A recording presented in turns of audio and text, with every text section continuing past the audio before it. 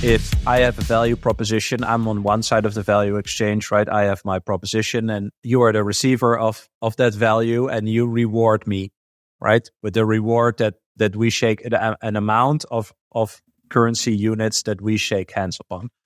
At that moment, when we shake hands, it's an equal exchange, right? But right after that moment, or right after I finish building, again, the shed for you, and you give me, 1,000 units, 1,000 Canadian dollars, let's say. From that moment on, my time and my energy is gone, right? That's been put in the shed. That's gone forever. And so the money should serve as a representation of that energy as we shook hands on.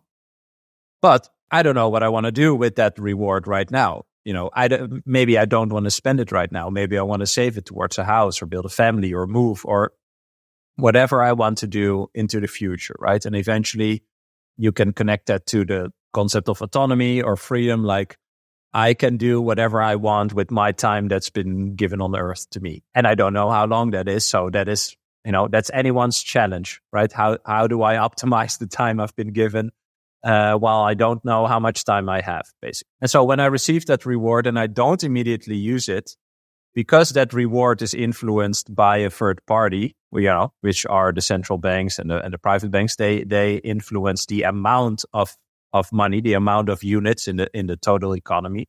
So if they create more units, the units that I already have are being devalued. So the value that it represents today is higher than what it represents in 1 year or 5 years or 10 years or however long I want to save it into, time and space. And so this exchange of expending my finite time and energy and getting rewarded in something that can infinitely be created is basically the dumbest trade that, anyone could ever do. I think that's the first thing we need to understand, that just as a concept, it doesn't matter which currency or whatever, just finite energy versus infinite energy, or energy created from nothing, which cannot even be deemed as energy, right? But rewarded with something that should represent as a constant over time, but it's not. So it's infinitely created, and therefore what I receive is devalued over time.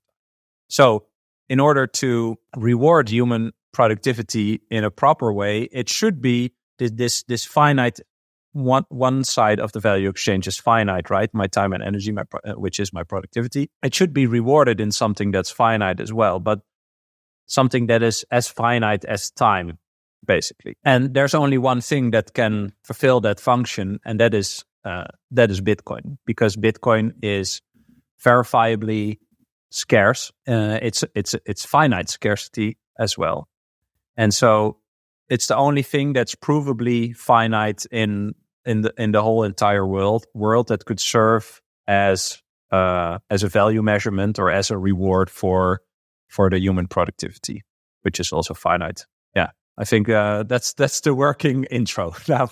So then, if we're thinking about this sort of like expansion of that into a system, a standardization of measurement for economic activity, what does that look like? Like, how would you explain? If we understand the concept is basically, finite time and energy traded for a finite money, we're going to scrap this system where we're trying to constantly measure something with a moving yardstick. What happens next? So I think the moving yardstick is that's the first thing to start with, right? So we can agree upon 1,000 Canadian units for a certain value proposition at a certain moment, right? But those 1,000 units, they live inside an amount of units that I don't know how it is in Canada, right? But if we look at the dollars, it's unknown how many dollars there are, right?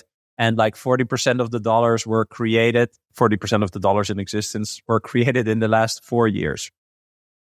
So if I operate in that system where the yardstick, right, what is the value of 1 unit? What is the value of $1, right? And price and value is a different thing. The $1, what is the energy that's packaged in this $1? Basically, that's how I think we should think about it, right? Like, you have the dollar slice pizza, for example.